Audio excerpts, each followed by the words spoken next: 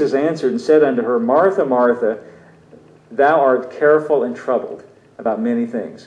In other words, you are careful. The word careful there doesn't mean like, like when we say, when somebody's taking a trip, we say be careful, that means be cautious. It doesn't mean cautious there. It means full of care. Just literally what the word, you are full of care and you are troubled about many things. And then he says, by contrast, in verse 42, but one thing is needful. Now what that means is there's only one thing that's necessary.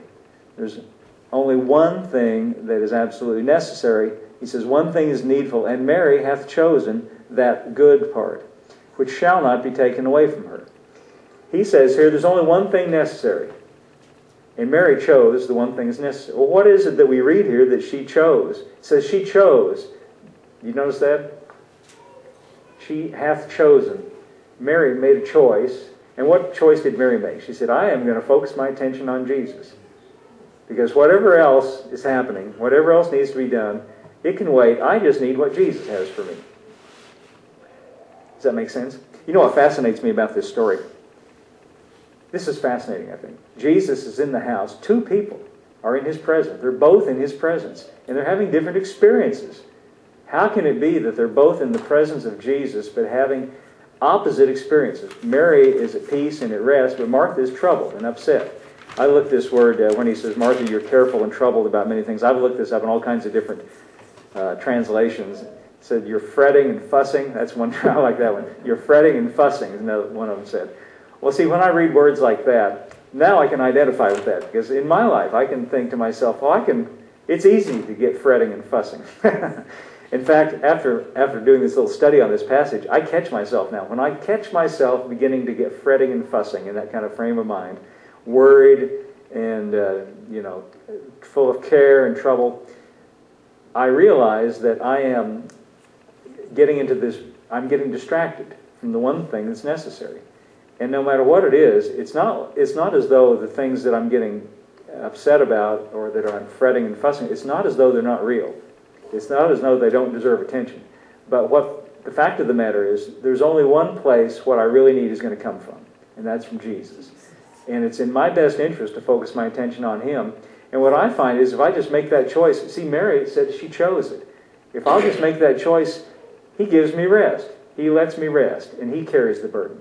It's a little bit like this. If you got a burden, and it's on your back, and Jesus is walking along next to you and said, I'll carry that for you if you let me. And if that sinks in on us, we might say, okay, that'd be a relief. Here, Jesus, you carry it. We go on down the road, and mentally, after a while, we forget that we've done that. We take it back again. Now I'm carrying it again. And still He's there. I'll carry that for you if you let me. Oh, okay, I forgot. I took it back again. We just got to keep it on Him. That's why we're told, casting all your care on Him, for He cares for you. In fact, I think I'll read that as we conclude today. That's in 1 Peter chapter 4. You notice I know, 5, I'm sorry. Just about where that is because I've read it a lot. Verse 7. 1 Peter chapter 5, verse 7. And it says this, casting all your care upon Him, for He careth for you. Now, what requires faith in this passage is to believe that second part. It requires a little faith to believe that He cares for us. It's because we don't see Him, we tend to sometimes get the idea that He's indifferent. But He's not indifferent. See, it says He cares for you. He cares about you is what that means.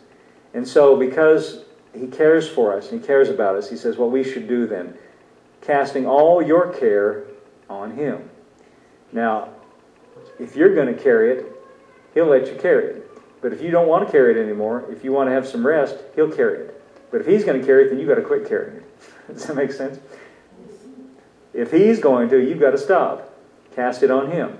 Phil, would you give me the Amplified? So glad I have the Amplified on here. Casting the whole of your care. Listen to this.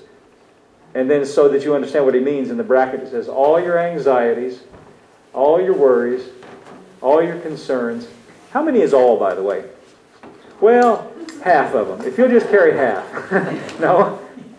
He wants them all. Well, if you'll just carry the big ones. No? He says, all your anxieties, all your worries. See, it's not as though the things we are anxious about, it's not as though they don't deserve some attention. It's not as though they're not real. It's not as though they're not pressing. But what the fact of the matter is, He is able to deal with them better than we are. He wants us to walk along with Him through life. Let Him carry the load. Let Him carry the burdens. Casting the whole of your care, all your anxieties, all your worries, all your concerns, once and for all on Him. Now, even though it says once and for all, if you find out that you've got them back again, do it again. Cast upon Him again. Casting them all on Him. Listen to this. Here's why. For He cares for you affectionately and cares about you watchfully. Isn't that beautiful? He knows all about our lives. And He has watchful affection for us. Now, what we are supposed to do is believe that. Believe that that's true. Well, why should we believe it? Well, it says it right here. See, we're given the Bible to tell us this kind of information. See, I think sometimes when I'm reading the Bible, what am I supposed to do with this? What's this here in the Bible for? It's here for me to read it and embrace it and believe it's true. You know what? If you don't embrace it, if you don't believe that it's true, it might as well just be spots of ink on a page. You have to take hold of it and say, this is true for me. He really does know about me. He cares about me affectionately and watchfully. It creates in your mind the sense and the reality of what's really the case. It lets you see what His real thoughts and intentions are about us. And what do we do in response to that? Well, He says, cast all your anxieties, all your worries, all your cares on Him. Here you go, Jesus. I'm tired of carrying this. You've got to solve it. You've got to work it out. I can't work it out. You work it out. You've got it in your... He that spared not His own Son, but delivered Him up for us all, how shall He not with Him freely give us all things? That means take care of everything. Is that okay?